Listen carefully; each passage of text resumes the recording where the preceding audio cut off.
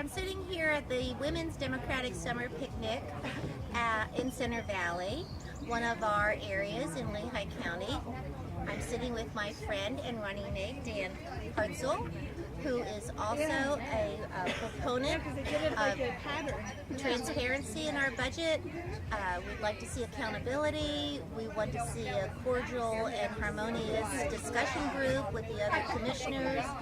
And I won't speak for Dan, but my biggest issue, of course, is human services. And I don't view myself as a politician, but rather as a community steward.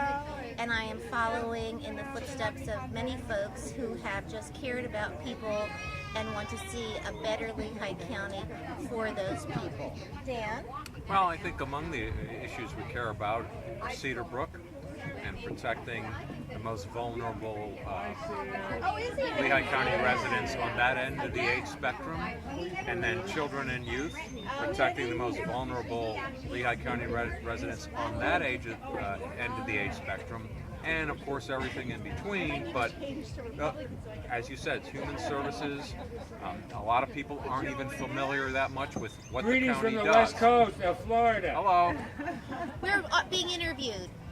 Oh, you really? Yes, Sam. we're being interviewed. We'll be with you in a moment. Oh, is this official? Yes, it's official. And I would also like to add that one of the beauties of our group of four, Dan Hartzell, Hillary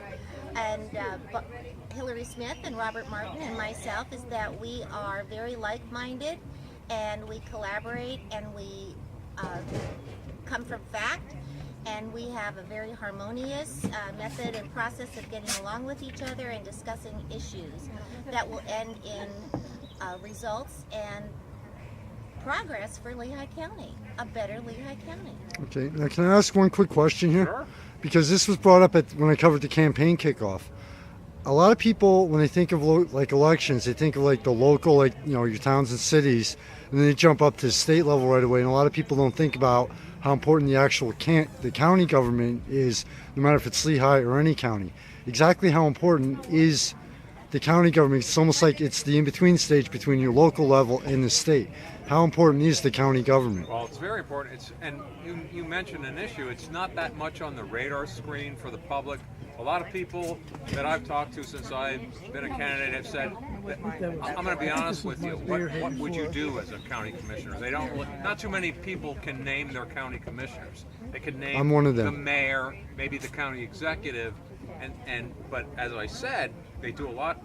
The county administers or owns and directly conducts a lot of important things, ranging from the nursing home to the children and youth services, where you protect these kids that have been neglected and abused. Drug and alcohol, a lot of that is state and federal money, but it's administered by the county, and the county does those contracts, and the commissioners approve those contracts. Very important business. They have the prison, they have the district attorney, they have the public defender, that whole legal end of it. They have some parks. They actually even have some bridges. I'm not sure how that ever happened, but the county does have some bridges. And they have to take care one of the those. mysteries that will remain unsolved. Right. I would just add to that, Dan, that we have recognized, and in our Get Out the Vote, we want to share the importance of local and municipal government to everyday life of the citizens of Lehigh County.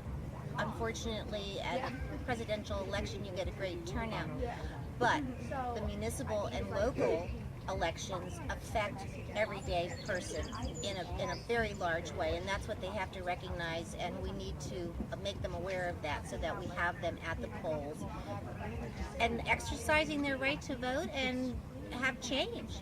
We see a vision, we have a projection, and the way that it's trending now with the current Board of Commissioners, it will only go backwards, and we are looking at that vision and we are moving forward. They're concerned about the costs, and of course so are we. You know, we're not saying, oh yeah. Our first job is to protect the taxpayers' interests. That's true. We think that they're very nice people, as far as I know. We think there's a big difference of opinion on how to most effectively provide the services that the county does need. We just enumerated some of those. So I think that's really Yes, kind and of the story. I actually did think of one final question, and this Okay. has to go. This has to go to all elections. okay. Over the past several years to even 2 decades, on every single level, from your smallest town all the way up to our federal government, there's becoming more and more of a cynicism with politics and politicians. There's becoming more of, and I've even noticed, I had this up until a couple of years ago, of okay, on any level, my voice doesn't matter. My vote doesn't matter because politicians are going to do what they want, what they're going to want to do anyway. How do you plan to start reversing that cynicism and that voter apathy, as far as okay, well, hey, look, give us a chance, and we will listen to you. Your voice will matter to us. How do you plan on reversing that trend that has become actually very bad in the past several years? Well, we started working on a little of that at that Lehigh County League of Women's Voters candidates training thing we went to. Some of the elected officials that were there to give us their viewpoints on how to be a good candidate, they got into this anti-press thing. Okay, now I'm a retired reporter, so that got on my nerves a little bit. Well, get on mine too. The one person said, yeah, half of what you read in the paper you can't believe, and then the Northampton County Executive, John Brown, said, well, I'd make that more than 90%.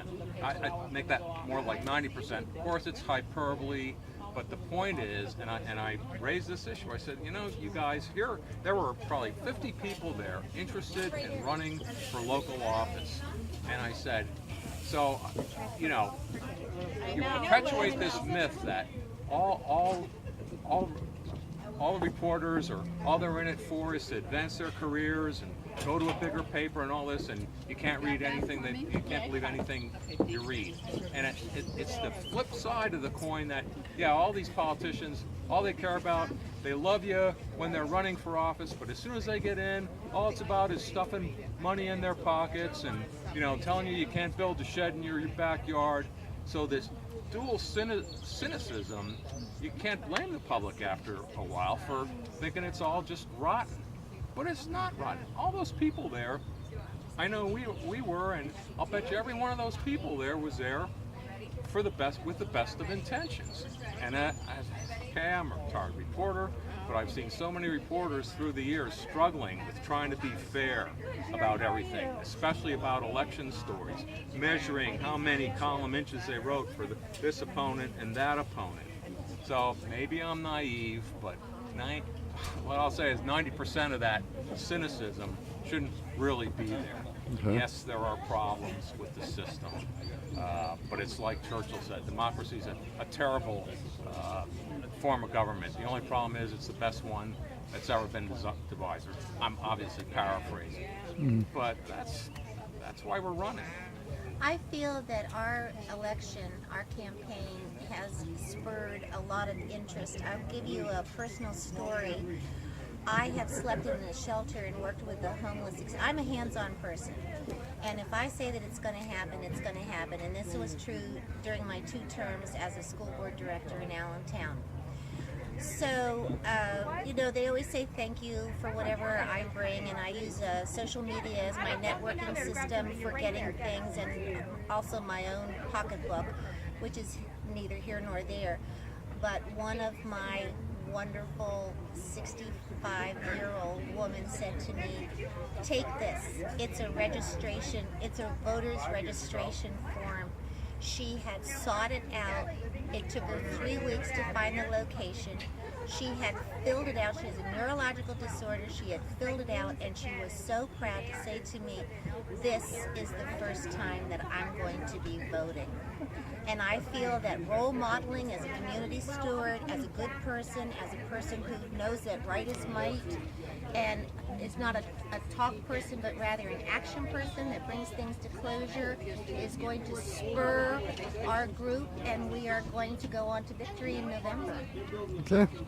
And we're drinking pink lemonade and soda, by the way. Not what you Actually, think it's it just is. Yingling lager. I don't know. That sangria is sounding real good to me. Hey, but everybody here, honestly, everybody here is having a great time. Pretty much, just enjoying, taking a break from life and enjoying it, which is also part of the goal. But thank you very much for your time. Any last words to add? On to victory in November. Yes, on to victory. Okay, thank you for your Thank you, time. Michael.